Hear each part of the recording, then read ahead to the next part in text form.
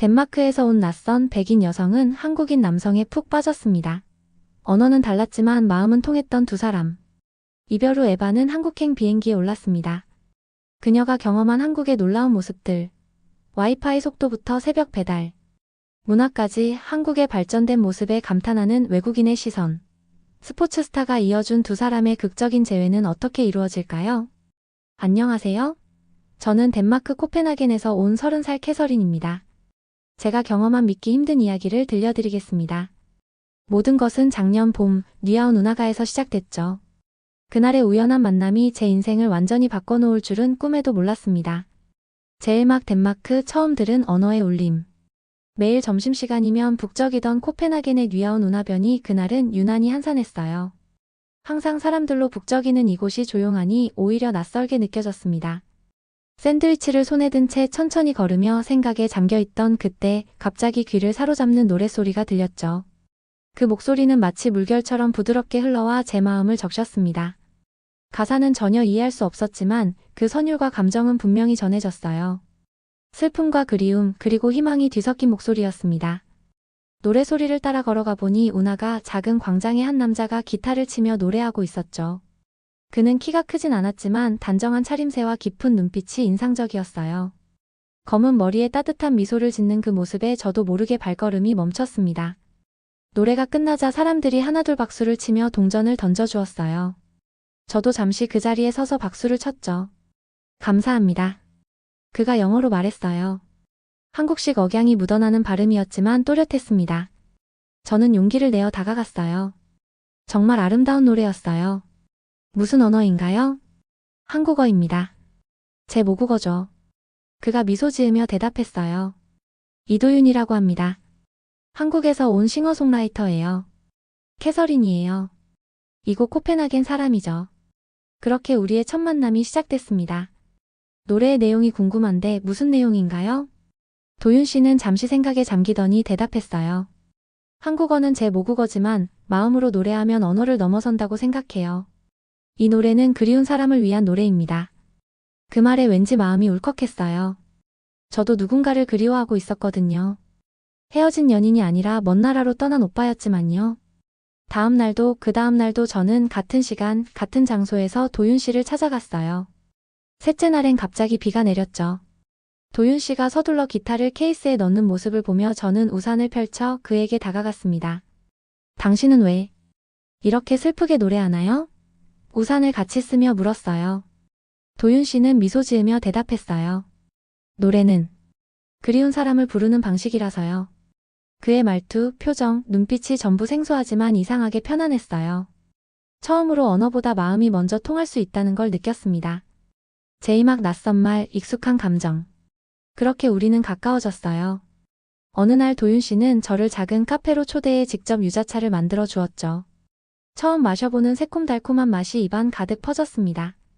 우와, 정말 맛있네요. 이게 한국의 차인가요? 네, 겨울에 많이 마시는 차예요. 비타민도 풍부하고 감기 예방에도 좋아요. 도윤 씨가 설명해 주었어요. 날이 갈수록 도윤 씨를 통해 한국 문화를 알아가는 것이 즐거웠습니다. 생강차, 김밥, 떡볶이 같은 한국 음식에도 금세 빠져들었고, 도윤 씨에게 카카오톡이라는 메신저 앱과 그 앱에서 쓰는 귀여운 이모티콘도 배웠어요. 한국 남자의 세세한 매력이 저를 놀라게 했습니다. 약속 장소에는 항상 15분 먼저 도착해 주변 카페까지 검색해두는 꼼꼼함. 날씨가 추우면 목도리 했어요? 라는 메시지와 함께 기상청 캡처를 보내주는 세심함이었죠. 한 번은 작은 한국 식당에서 식사할 때였어요. 도윤 씨는 음식이 나오자마자 저에게 먼저 덜어주며 뜨거우니까 조심하세요 라고 말했어요. 그런 작은 배려가 마음을 따뜻하게 했습니다. 또 다른 날, 도윤 씨는 찜질방 가봤어요?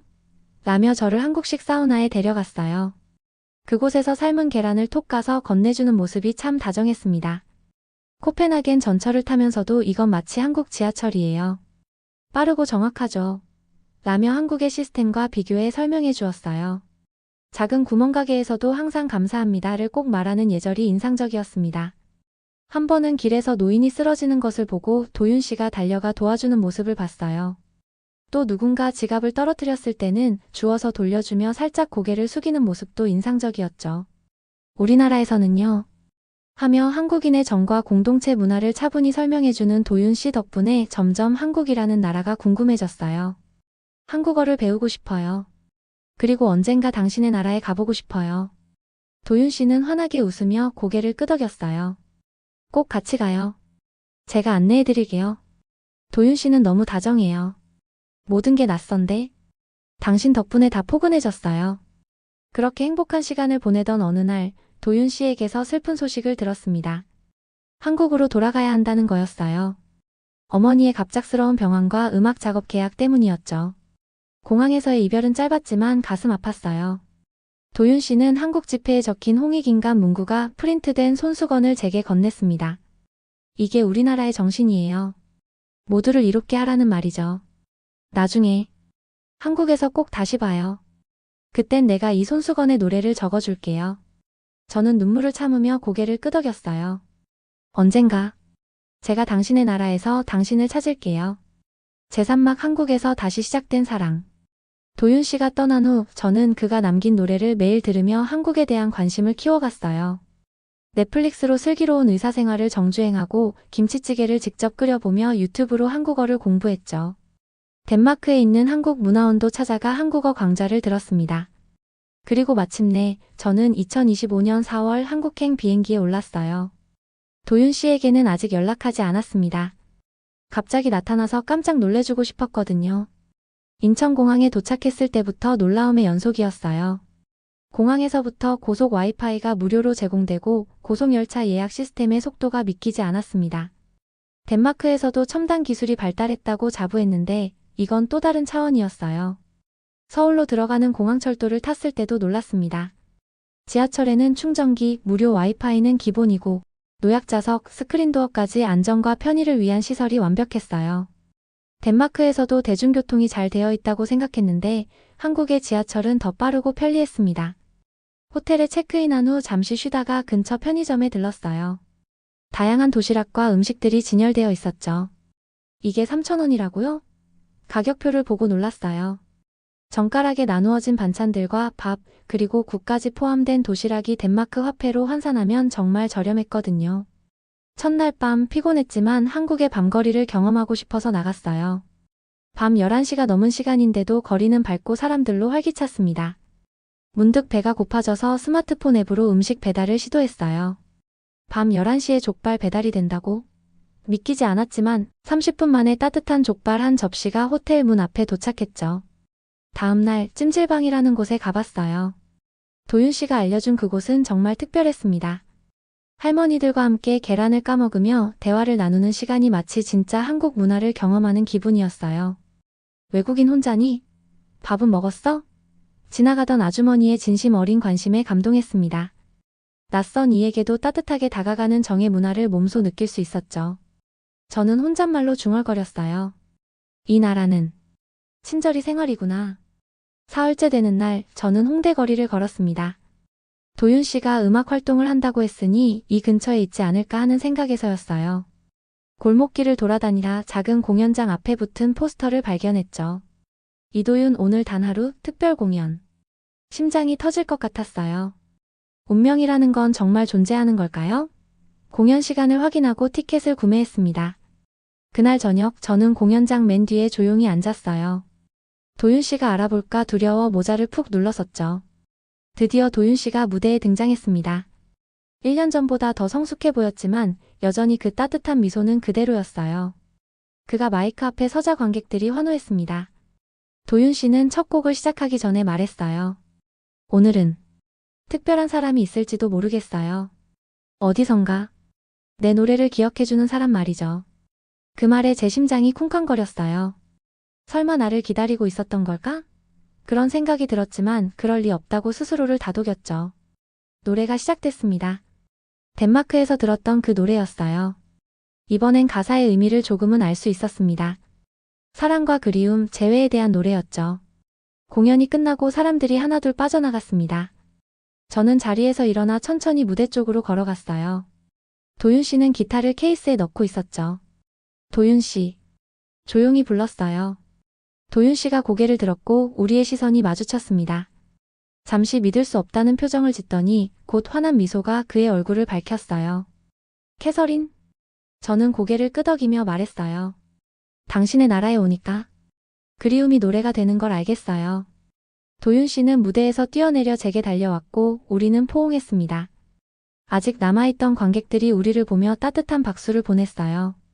정말 왔네요. 꿈인 줄 알았어요. 도윤 씨의 목소리가 떨렸습니다.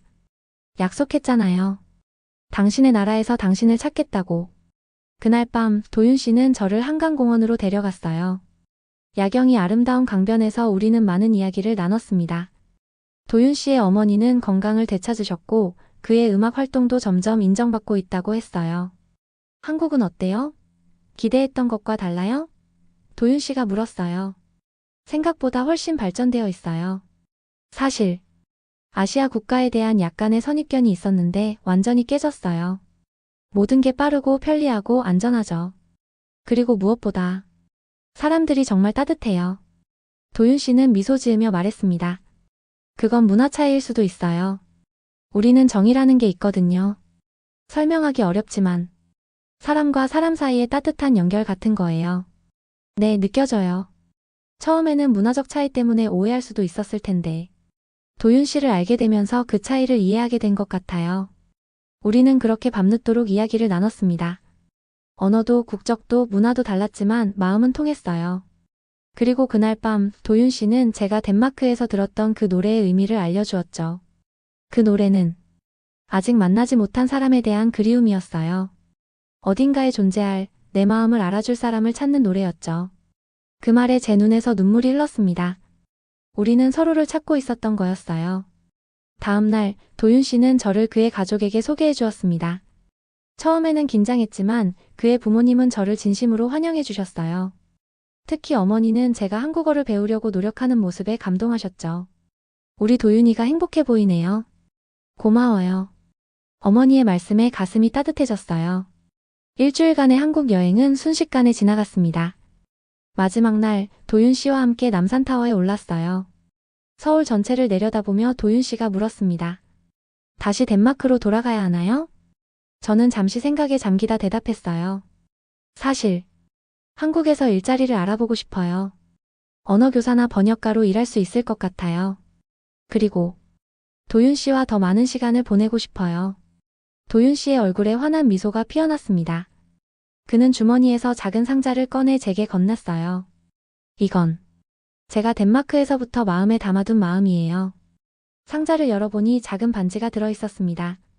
너무 갑작스러웠지만 동시에 너무나 자연스러웠어요. 캐서린, 우리의 만남은 운명이었던 것 같아요. 언어도 문화도 달랐지만 마음은 통했죠. 앞으로도 함께 서로의 문화를 이해하고 배우며 살아갈 수 있을까요? 저는 눈물을 참으며 고개를 끄덕였어요. 네, 도윤 씨. 그 여정을 함께하고 싶어요. 그렇게 우리의 새로운 이야기가 시작됐습니다. 서로 다른 두 문화, 두 언어, 두 세계가 만나 하나의 사랑이 된 이야기요. 때로는 오해도 있고 어려움도 있었지만 우리는 그 차이를 존중하고 배우며 함께 성장했습니다. 지금 저는 한국의 국제학교에서 영어 교사로 일하고 있어요. 도윤 씨는 작곡가로서 점점 더 인정받고 있죠. 우리의 집 벽에는 덴마크 뉴아운의 사진과 한강의 야경 사진이 나란히 걸려 있습니다. 서로의 나라, 서로의 문화를 존중하는 작은 표시죠. 이 이야기를 통해 전하고 싶은 것은 간단해요. 언어와 문화의 장벽은 분명히 존재하지만 진심을 다해 상대방을 이해하려 노력한다면 그 장벽은 오히려 우리를 더 풍요롭게 만드는 다리가 될 수 있다는 것입니다. 제가 한국에서 느낀 따뜻함과 정, 그리고 발전된 모습들은 제 인생의 시야를 넓혀주었어요. 그리고 무엇보다 가장 예상치 못한 곳에서 가장 소중한 인연을 만날 수 있다는 것을 기억하세요. 저에게는 그것이 뉴아운 운하가에서 들려온 한국어 노래였습니다. 여러분의 인생에는 어떤 우연한 만남이 기다리고 있을까요? 감사합니다.